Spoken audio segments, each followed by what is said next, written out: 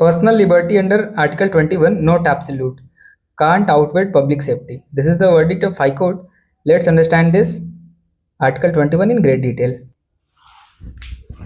Article 21 says, no person shall be deprived of his life and personal liberty except according to procedure established by law. Article 21 citizen और foreigners दोनों पे apply होता है. हमको कैसे पता?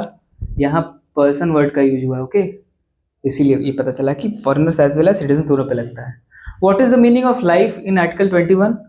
Here life does not mean mere breathing. Okay, केवल सांस लेना लाइफ का मतलब नहीं है. सांस तो जानवर भी लेते हैं.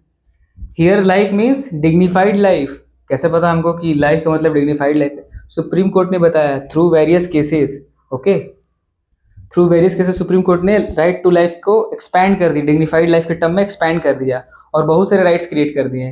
Right to livelihood, right to clean environment, right to free legal aid. ऐसे बहुत सारे राइट्स हैं, फंडामेंटल राइट्स हैं जो सुप्रीम कोर्ट ने क्रिएट किए थ्रू आर्टिकल 21. और कौन से फ्रेज के द्वारा?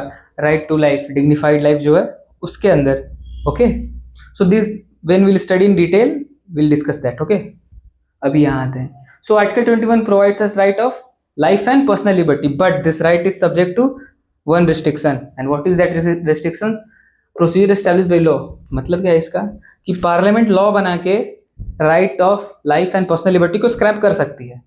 गलत है? सही है? ये गलत है, पर यही लिखा था आर्टिकल 21 में हमारे कॉन्स्टिट्यूशन में शुरू में. ओके, क्योंकि पार्लियामेंट आर्बिट्ररी लॉ भी बना सकती है जिससे किसी का right and personal liberty scrap हो जाए, लेकिन हमको मानना ही पड़ेगा वो, क्योंकि लिखा आर्टिकल 21 में. स्क्रैप किया जा सकता है, कुछ कर नहीं सकते हैं. देखते हैं कि क्या होता है. 1951 में केस आता है ए के गोपालन वर्सेस यूनियन ऑफ इंडिया. ए के गोपालन जी पहुंचते हैं सुप्रीम कोर्ट, बोलते हैं कि excuse me brother supreme court, क्या प्रोसीजर एस्टैब्लिश बाय लॉ का लिटरल मीनिंग अभी भी रहेगा या कुछ चेंज करेंगे कुछ आप? क्योंकि तबाही मच रहा है. पार्लियामेंट कुछ अनबर्ड लॉ बनाएगी और बना रही है जिससे हमारा life and personal liberty scrap हो रहा है. चेंज करिए इसको, इंटरप्रिटेशन अलग करिए. तो सुप्रीम कोर्ट ने कहा कि एक्सक्यूज मी ए के गोपालन, एक्सक्यूज मी, कोई चेंज नहीं होगा, वही लिटरल इंटरप्रिटेशन ही होगा. पार्लियामेंट लॉ बना के life and personal liberty scrap कर सकती है. तो कहानी फिर आगे बढ़ी, कोई चेंज नहीं हुआ, जैसे का तैसा आर्टिकल 21 रहा. 1978 में Maneka Gandhi versus Union of India case है. इसमें सुप्रीम कोर्ट का माथा ठनका, क्योंकि अभी वो सारा केस हो चुका है. केशवानंद भारती का टसल पार्लियामेंट और जुडिशरी में बहुत भयंकर चल रहा है.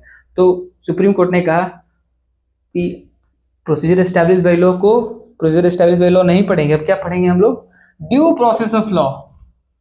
मतलब कि लॉ जो होगा वो जस्ट होना चाहिए, फेयर होना चाहिए, रीजनेबल होना चाहिए. अब क्या मतलब निकला? अब पार्लियामेंट लॉ बना के लाइफ एंड पर्सनल लिबर्टी तभी स्क्रैप कर सकती है जब वो लॉ जस्ट हो, फेयर हो, रीजनेबल हो. ठीक. और एक और कॉन्सेप्ट दिया इसी केस में, गोल्डन ट्रायंगल का. पार्लियामेंट ने कहा कि article 14, article 19, article 21 these are not separate articles.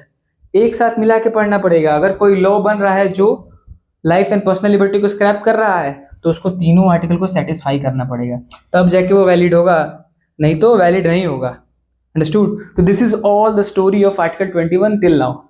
अभी क्या करंट सिचुएशन क्या है?